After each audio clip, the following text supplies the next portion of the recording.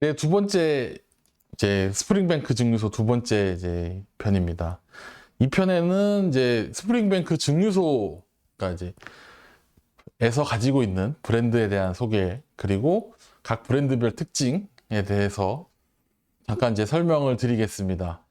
어, 이제 스프링뱅크의 특징, 스프링뱅크 자체 브랜드 위스키의 특징이라고 한다면 2.5회 증류가 있고요. 그 다음에 발효 시간이 이제 90시간에서 110시간 정도로 매우 긴 발효 시간을 가지고 있다고 알려져 있습니다.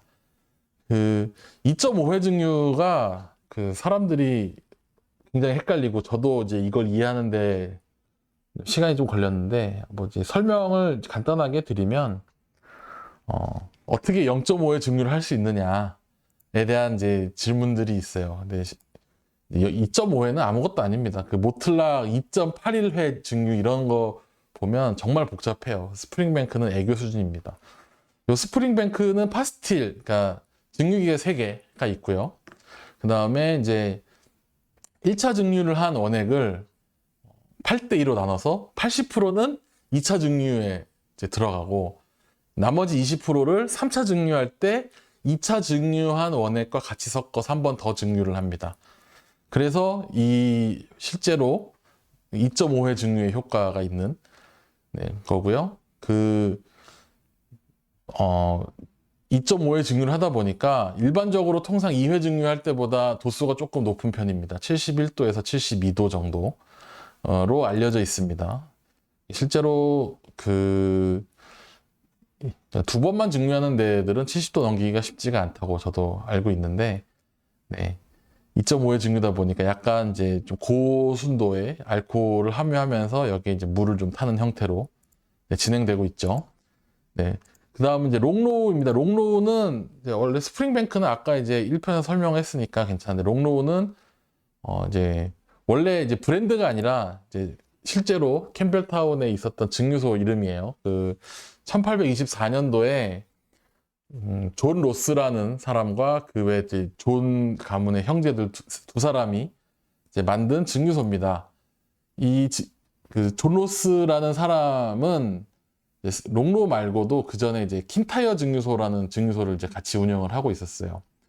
킨타이어 증류소는 당시에 굉장히 컸던 증류소였는데, 이 롱로의 그 증류소 이름은 그냥 거리 이름에서 따왔습니다. 실제로 아까 1편에서 보여드린 이제 망한 증류소들 대부분 다 거리 이름, 지역 이름에서 많이 따왔어요. 킨타이어 증류소는 그 캠벨타운이 위치한 그 반도 이름이 킨타이어입니다. 지역 이름이. 네. 그리고 이 롱로우 증류소는 대부분의 캠벨타운 증류소들이 1920년대에 폐쇄됐는 데 비해서 좀 더 일찍 폐쇄됐습니다. 1896년에 폐쇄가 됐고, 지금 이제 스프링뱅크 증류소에서 병입 공장으로 사용하는 곳이 예전에 롱로우 증류소가 있던 곳이어서, 스프링뱅크에서 롱로우 브랜드를 좀 부활시켜서 피트 위스키로 이제 생산하고 있습니다.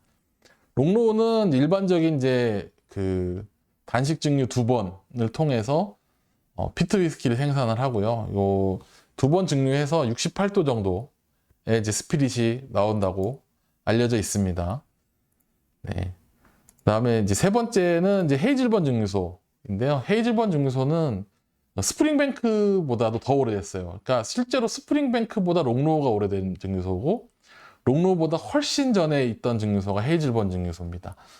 이 캠벨타운의 그 기록상으로 보면 1600년, 1601년에 이제 위스키를 만들어 먹었다라는 기록들, 증류소가 있었다, 밀주를 만들었다, 이런 기록들이 나오는데, 실제로 이제 증류소 이름이 등장한 최초의 증류소가 헤이즐번입니다. 1700년대부터 캠벨타운 기록상에 남아있는 가장 오래된 증류소 중에 하나였고, 그리고 이 헤이즐번 증류소는 나중에 연간 생산량 100만 리터가 넘는 거대한 증류소, 캠벨타운 최대 증류소였습니다.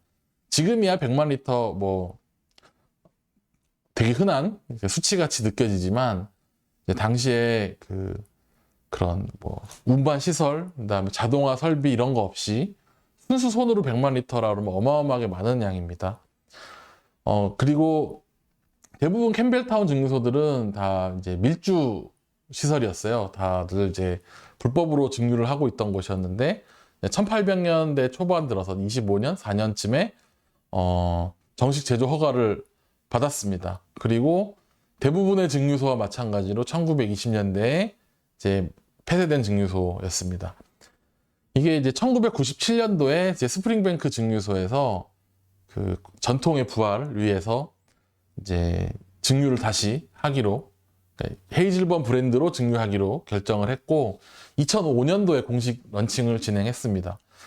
롱로와 스프링뱅크는 어느 정도 피트가 있는데 반해서 헤이즐번 같은 경우는 피트가 없는 그런 위스키로 이제 탄생했죠. 헤이즐번은 그 단순하게 이제 3번 증류를 합니다. 뭐 트리플 디스틸드 이렇게 뭐 3중 증류한다고 해서 굉장히 복잡하게 증류한 것도 많은데 헤이즐번은 심플하게 이제 증류를 3번 하고요. 증류 3번에서 나온 스피릿은 76도에서 74도 정도입니다. 그리고 이제 약간 번외적으로 이제 나중에 이제 소개를 해드릴 거지만 이제 킬커란으로 알려진 글렌가일 증류소가 있습니다. 요거는 이제 별도 영상으로 나중에 설명을 드릴 거고요. 그 다음에 싱글 몰트가 아니라 이제 블렌디드 스카치 위스키, 그레인이 섞인 블렌디드 스카치 위스키인 캠벨타운 로크라는 위스키 브랜드도 가지고 있습니다. 이 캠벨타운 로크는 원래 캠벨타운은 지역 이름이고 캠벨타운 로크, 로흐 뭐 이렇게 발음하기도 하는데 이 캠벨타운 위스키 성지잖아요. 이 성지에 대한 찬양을 하는 굉장히 오래된 그 노래에서 이제 유래한 블렌디드 위스키입니다. 이 이제 캠벨타운 로우는 롱로우, 스프링뱅크 그리고 이제 윌리엄 그랜트 앤 선즈의 거반 증류소의 싱글 그레인을 이제 블렌딩해서 만들었다고 알려져 있고요. 실제로 근데 캠벨타운 로크라고 얘기하면 사실 이 술보다는 뭐 요기를 기억하시는 분들도 꽤 많으실 거예요. 요게 일본 도쿄 유락초에 있는 캠벨타운 로크라는 굉장히 유명한 바 이름입니다. 실제로 캠벨타운 로크 술을 본 적은 없어도 이 바 이름은 들어본 굉장히 많을 정도로 유명한 곳이고요. 그 다음에 이제 같은 이제 스프링뱅크에서 가지고 있는 브랜드로는 이제 카데네드가 있습니다. 이 윌리엄 카데네드, 뭐 카데네드 이 브랜드는 독립병입 회사예요. 독립병입 브랜드고 이 카데네드에서 잠깐 설명드리면 원래 캠벨타운에 있는 회사가 아니고 나중에 이제 스프링뱅크가 인수한 회사입니다. 1842년에 그 와인과 스프릿을 거래하는 에이전시 회사로 시작을 했고 실제 독립병입을 시작한 거는 이제 1904년도에 창립주인 이제 윌리엄 카데네드가 사망하고 난 뒤에 그 다음에 경영을 이어받은 그 로버트 듀티라는 사람이 발전을 시켰습니다. 뭐 지금은 이제 다 사라졌지만 여러 가지 블렌딩 한 위스키들 브랜드들을 런칭을 했고 그 퀄리티가 좋기로 유명했다고 해요. 근데 이분이 미혼인데다가 이제 1931년에 교통사고로 사망을 하는 바람에 이 회사를 두 여동생들이 이어받게 됐습니다. 근데 이 여동생들은 경영에 대해서 술에 대해서 전혀 몰랐던지라 이 카드네드 직원 중에서 제일 연장자였던 그 웬 올리버라는 사람한테 경영을 맡겼는데 이분이 좀 많이 마이웨이였나 봐요. 그래서 판매가 가능한 위스키 혹은 이제 시대 요구에 맞는 위스키가 아니라 자기가 원하는 위스키를 혹은 자기가 원하는 럼이나 그런 이제 스피릿들을 이제 잔뜩 사고 이제 보관을 하고 하는 바람에 실제 매출도 별로 좋지 않고 성적이 좋지 않아서 적자가 좀 심했다고 합니다. 적자는 심했지만 이제 이분이 1972년도에 은퇴를 하면서 이제 회사를 매각을 이제 스프링뱅크에 매각을 하게 되는데 그 당시에 이제 웨어하우스에 남아있던 그런 캐스크들을 그 크리스티 경매에 런던 크리스티 경매에 이제 내놨다고 합니다. 내놓으면서